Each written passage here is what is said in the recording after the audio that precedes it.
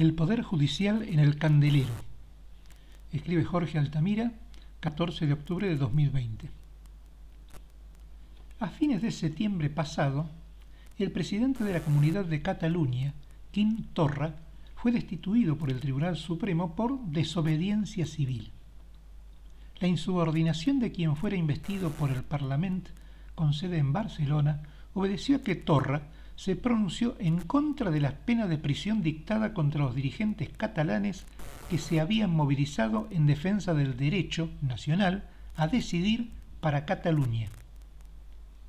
En estos momentos, el Senado norteamericano se apresta a indicar para la Corte Suprema de Estados Unidos a la candidata de Trump para el cargo, que se encuentra vacante por el fallecimiento reciente de una magistrada de corte liberal.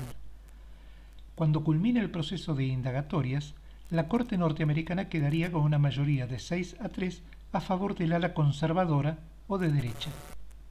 Con semejante diferencia, el tribunal quedaría en condiciones de dictar fallos reaccionarios para los derechos civiles, en primer lugar, y abrogar derechos consagrados desde hace medio siglo, como ocurría con el derecho al aborto. En la comprensión anterior, el presidente de la Corte había inclinado una votación hacia el reconocimiento de la estabilidad laboral de las diversidades de género que estaban fuertemente cuestionadas por las iglesias evangélicas y numerosos gobernadores. El argumento a favor de esa discriminación era que afectaban el derecho de conciencia de sus colegas de trabajo religiosos. Con la nueva composición que pretende imponer Trump cuando faltan pocas semanas para su derrota electoral, el cambio de frente de un solo juez no alcanzaría para neutralizar la mayoría derechista.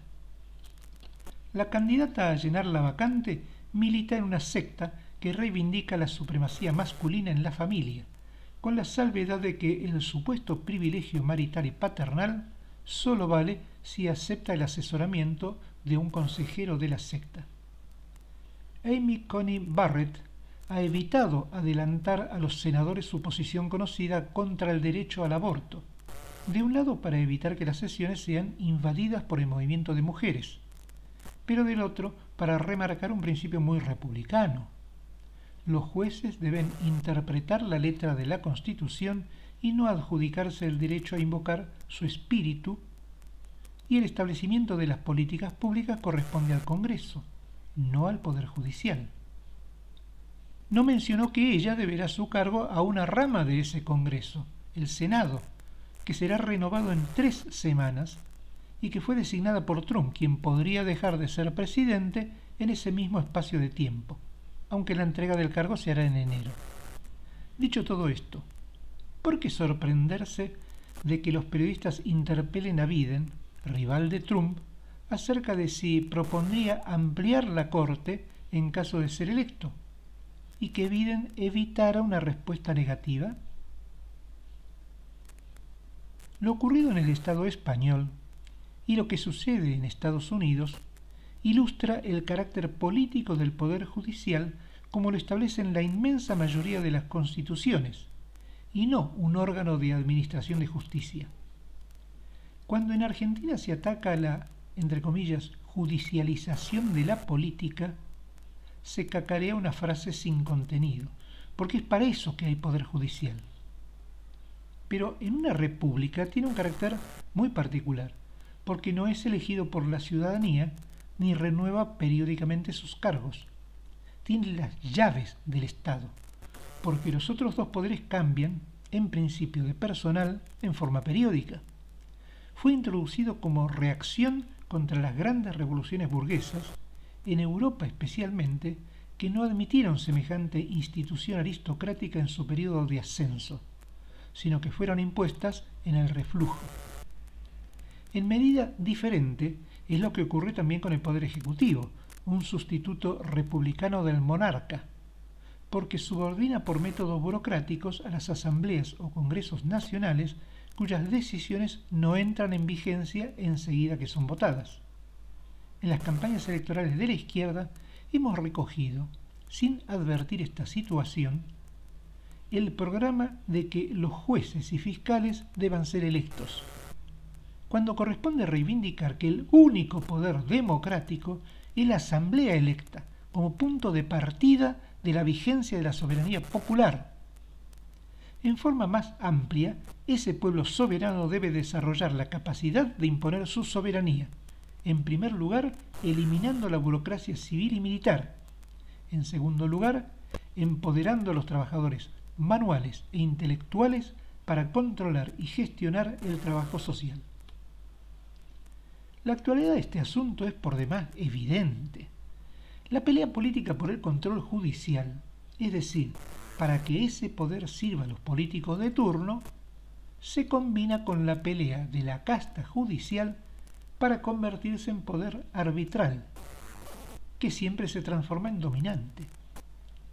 El monopolio que ejerce la justicia para determinar la constitucionalidad de los actos políticos lo ubica en el censor de las decisiones ejecutivas y hasta parlamentarias. Por ejemplo, como ocurre con el acuerdo con Irán, que fue votado por diputados y Senado.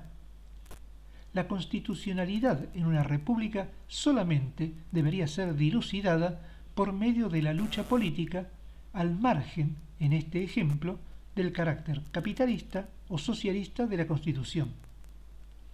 Lejos de ir en esa dirección, desde el gobierno de De Gaulle en 1958 al 62 en Francia, se establecieron cortes constitucionales que pueden ser convocadas o autoconvocadas para decidir en forma directa o inmediata sin pasar por las instancias de apelación como ocurre en Argentina.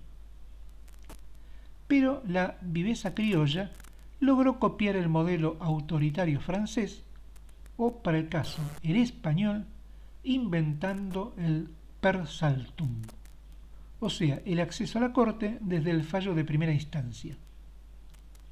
La pandemia ha acentuado este corte antidemocrático de todos los regímenes políticos con la irrupción más frecuente de la figura de la fuerza mayor, que ante una calamidad que se extiende en el tiempo se convierte en recurso normal. Está claro para cualquiera que si la excepción se convierte en norma, el gobierno es ejercido por el Poder Judicial, hasta que un giro político concentre ese poder en una persona. El Poder Judicial debe decidir acerca de los delitos que se tramitan contra Cristina Fernández de Kirchner, de un lado, y Mauricio Macri, del otro, dos de los polos políticos del momento. O sea, que las decisiones políticas fundamentales dependen, cierto que en última instancia, de los hombres y mujeres de toga, no de los trabajadores, que son la mayoría del pueblo y la ciudadanía. La crisis política ha sellado la suerte del Consejo de la Magistratura, que pretendía designar jueces por concurso y acuerdos políticos. Los desmanejos en el Consejo de la Magistratura han afectado el control burocrático del Poder Judicial por parte de la Corte Suprema y por sobre el presupuesto, como se puso en evidencia cuando se votó la reforma previsional de la justicia.